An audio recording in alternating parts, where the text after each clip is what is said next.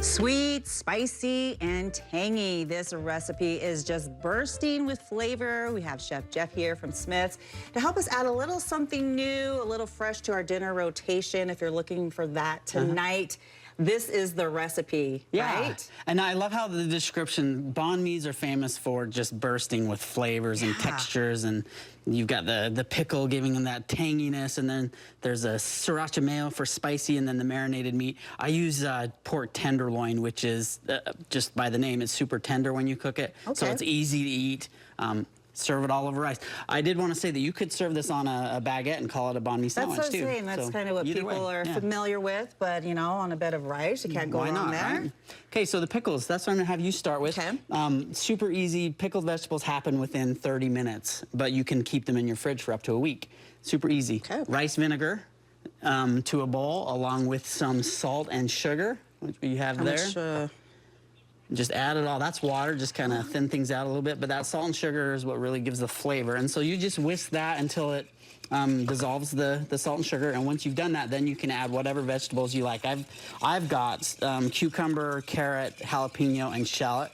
So go ahead and add those in. Okay. While you do that, I have the meat marinating, or starting to marinate over here. I have pork tenderloin, which is different from pork loin. Pork tenderloin, smaller, certainly more tender. Still just soft. Tender. But I love pork tenderloin if you've never used it before. So I've already sliced it up. To it, I'm going to add soy sauce, ginger, garlic, brown sugar, fish sauce. That's another unique ingredient for banh mi and Asian cooking in general. Fish sauce. But it's made from anchovies. It's super strong and pungent, but adds a ton of flavor. That's olive oil, pepper, and then lime juice, and then basically stir that together. Let it marinate for about a half hour, about the same time you're pickling your vegetables. But when it comes time to cook, just have your rice done.